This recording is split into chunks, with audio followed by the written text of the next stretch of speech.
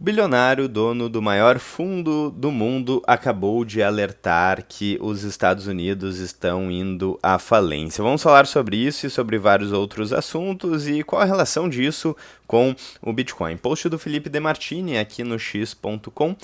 Então a dívida nacional acabou de bater 38 trilhões de dólares. Só os juros da dívida já são maiores do que todo o orçamento de defesa. E geralmente quando isso acontece, ou seja, os juros da dívida passarem o orçamento de defesa, o resultado final não costuma ser bom. O governo já está pegando dinheiro emprestado só para pagar os juros do dinheiro que já devia. Segundo ele, a hiperinflação está vindo e muito mais rápido do que qualquer um imagina. O dólar perde poder de compra todo dia e não tem saída fácil. Ray Dalio, então, estudou a ascensão e queda de todos os grandes impérios da história. Inclusive tem um livro que fala sobre isso, que é muito interessante, que é The Fate of Empires, onde é mencionado as características do declínio de vários impérios. E é muito interessante como vários aspectos sempre estão lá, como, por exemplo, a inflação e a diluição da moeda. Bom, seguindo aqui então, Ray Dalio diz que os Estados Unidos estão seguindo exatamente esse mesmo padrão. Espiral de dívida, desvalorização da moeda, conflito interno, perda de confiança nas instituições. E aqui não é um problema exclusivo dos Estados Unidos. Por que ele fala dos Estados Unidos e por que os Estados Unidos são mencionados com tanta frequência? Porque é a maior economia do mundo. Mas o problema da dívida das moedas fiduciárias acontece no mundo inteiro.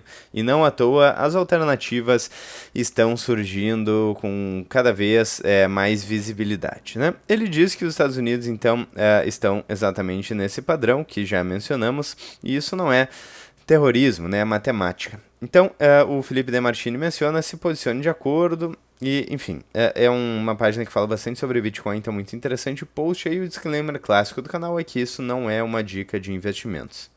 Antes de passar para o próximo tópico, vamos dar uma olhada aqui no preço do Bitcoin, que está em 66,6 mil dólares no momento em que eu estou gravando esse vídeo, ou 350 mil reais, com uma boa desvalorização desde o topo. Claro que a gente está observando o preço desde 2016, que já se valoriza mais de 14 mil por cento.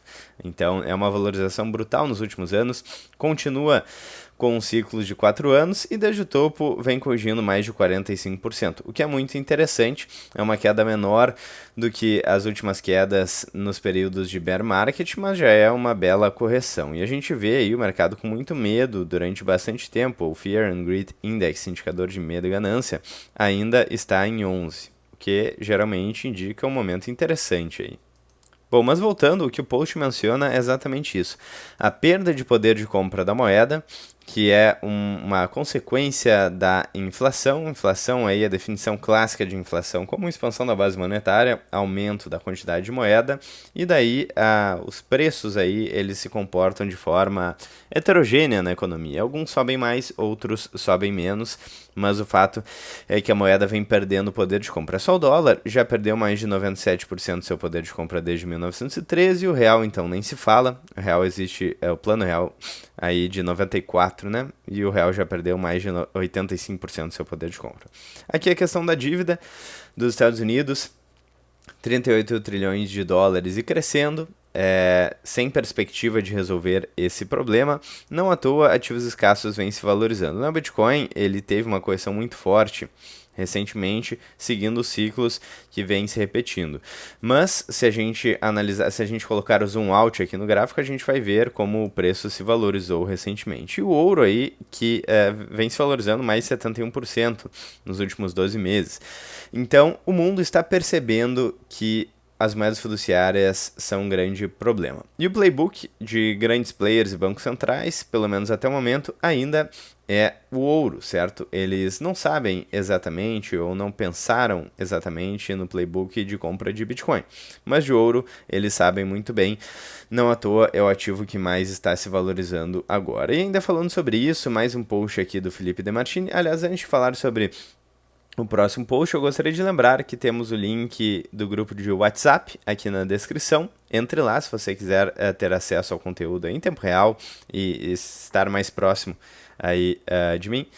E também Se você tem mais de 100 mil reais em patrimônio e gostaria de uma assessoria exclusiva para tirar dúvidas sobre investimentos, mercado financeiro, inclusive até, se for o caso, questões tributárias e assim por diante, me mande uma mensagem no X ou no Instagram do canal com seu nome e WhatsApp que entraremos em contato. Dito isso, vamos dar uma olhada aqui nesse outro post do Felipe De Martini, que fala sobre 1971. O que aconteceu em 1971? O fim do acordo de Bretton Woods, o fim da paridade de dólar com o ouro. Nessa época, o ouro estava sendo cotado a 43 dólares e o salário médio por hora era 13,70. Ou seja, o tempo necessário para comprar uma onça de ouro era de 11,6 horas, isso nos Estados Unidos. Em 2026, o ouro a 5 mil dólares, o salário médio por 28 dólares, o tempo necessário para comprar uma onça de ouro, 179 horas. O que isso significa? Que o seu tempo vale literalmente menos hoje do que valia há 50 anos atrás.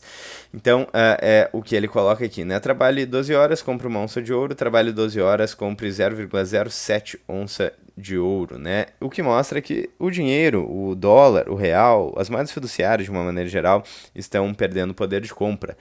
E isso acaba sendo mascarado em parte pelo aumento de produtividade, mas quando a gente utiliza o ouro, que é um ativo que tem inflação, a gente vê o tamanho do problema. E a relação disso com o Bitcoin? Bom, o Bitcoin é um ativo escasso. Apenas 21 milhões de unidades de Bitcoins serão minerados.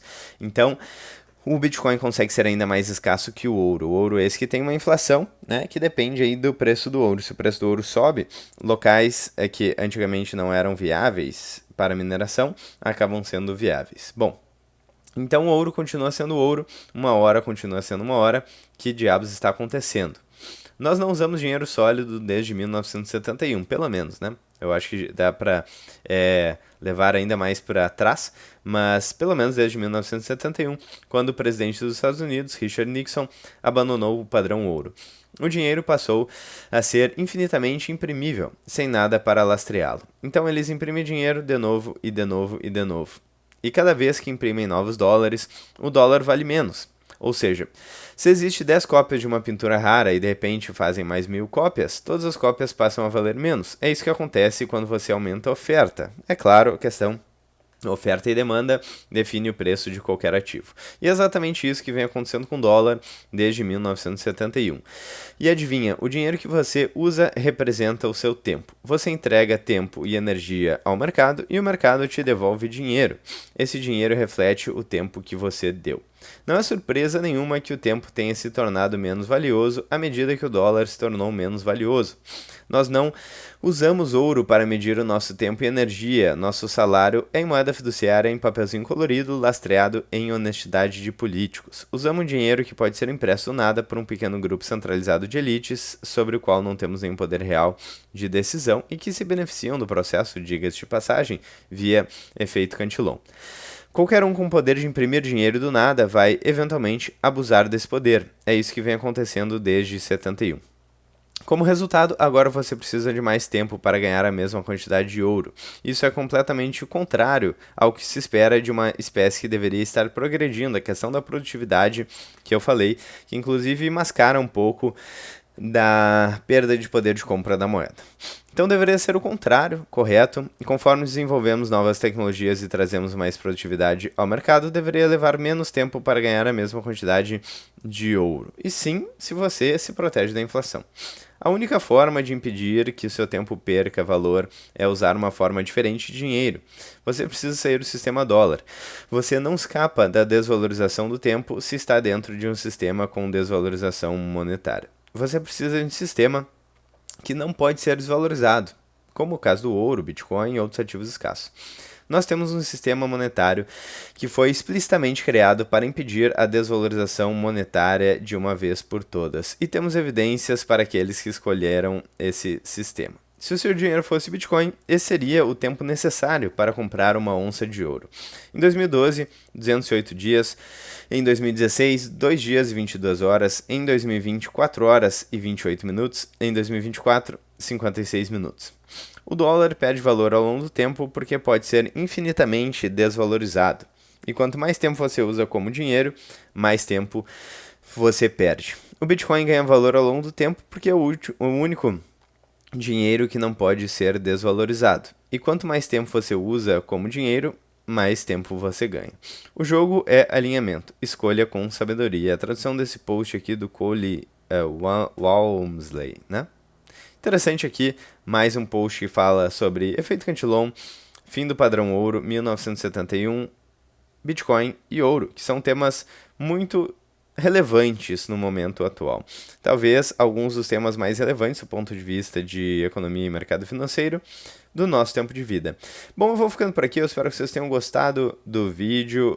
Vejo vocês ainda hoje ou amanhã no próximo vídeo do canal. E se você gostou do vídeo, deixe o like e principalmente considere fazer parte da área de membros para apoiar financeiramente o canal e ter acesso a todo o conteúdo exclusivo. Eu vou ficando por aqui, um grande abraço e vejo vocês em breve ainda hoje ou amanhã no próximo vídeo do canal.